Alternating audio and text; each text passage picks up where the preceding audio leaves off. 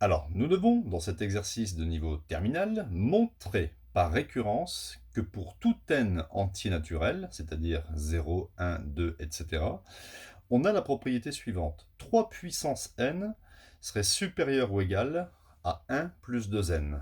Alors ça, c'est une propriété. Il va falloir démontrer ça par récurrence. Alors, première étape, on va faire l'étape d'initiation. Alors, première étape, l'initiation, si vous voulez, on va regarder que cette formule, cette écriture est valable au premier rang. Le premier rang, ici, parce que ça dépend des exercices, c'est n égale 0. Alors comment vous savez que c'est n égale 0? Puisqu'ils ont dit ici pour tout n appartenant aux entiers naturels. On va calculer 3 puissance 0. Bien, 3 puissance 0, ça fait 1. On va calculer maintenant 1 plus 2 fois 0. C'est-à-dire, 2 fois 0, ça fait 0, ça fait 1. Effectivement, 1 est bien supérieur ou égal à 1. Donc, on peut dire que cette propriété est vraie au premier rang. Dans une deuxième phase, on va supposer que pour un certain rang n, cette formule est valable. Ça sera mon hypothèse.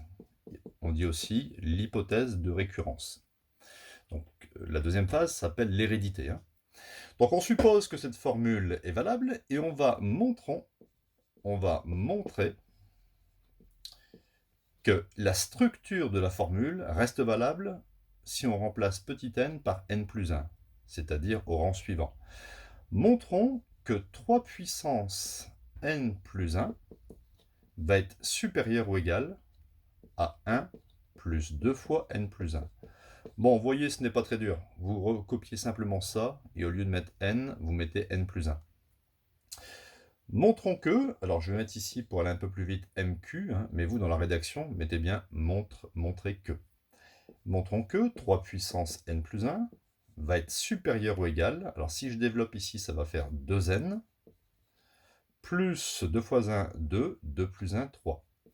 Voilà, moi, je vais chercher à montrer cette égalité.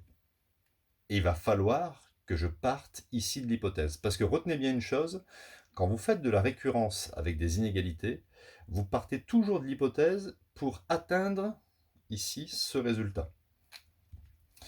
Donc ici, je vais repartir de l'hypothèse. Hop, tranquille. 3 puissance n est plus grand ou égal à 1 plus 2n. Je veux atteindre 3 puissance n plus 1. Je vais multiplier ici par 3. Parce que je sais que 3 fois 3 puissance n me donnera ça. Donc, je multiplie par 3 ici. 3 fois 1 plus 2n. Quand on multiplie par un chiffre ici positif, ou un nombre positif, on ne change pas le sens de l'inégalité. J'obtiens donc ici 3 puissance n plus 1, parce que ici j'ajoute les exposants, supérieur ou égal à 3 fois 2n, ça fait 6n, et 3 fois 1, ça fait 3.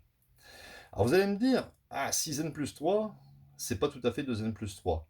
Mais il est évident que si on démarre avec n égale 0, et puis ensuite n égale 1, n égale 2, etc., 6n sera toujours plus grand que 2n. C'est logique. 6 fois 11, plus grand que 2 fois 11. 6 fois 7, plus grand que 2 fois 7. Donc on peut écrire, on rajoute ici supérieur ou égal à 2n plus 3. De sorte que vous avez obtenu ici 3n plus 1, ce que vous voulez obtenir, plus grand ou égal à 2n plus 3. Vous ne réécrivez pas ça. L'hérédité a ainsi été démontrée. Toujours faire une petite conclusion, toujours sympathique, une petite conclusion. On peut marquer ça comme ça. Quel que soit n appartenant aux entiers naturels, on peut dire aussi pour tout n, 3 puissance n est supérieur ou égal à 1 plus 2n. Et c'est valable quel que soit le nombre n. Exemple, si vous faites 3 puissance 4, vous savez que 3 puissance 4, ça fait 81. Eh bien, on est sûr que 81, ça sera supérieur à 1 plus 2 fois 4. Effectivement, 2 fois 4, ça fait 8. 8 plus 1, 9. Il est évident que 81 supérieur ou égal à 9. Mais nous, on l'a démontré pas seulement pour n égale 4, mais pour n en général.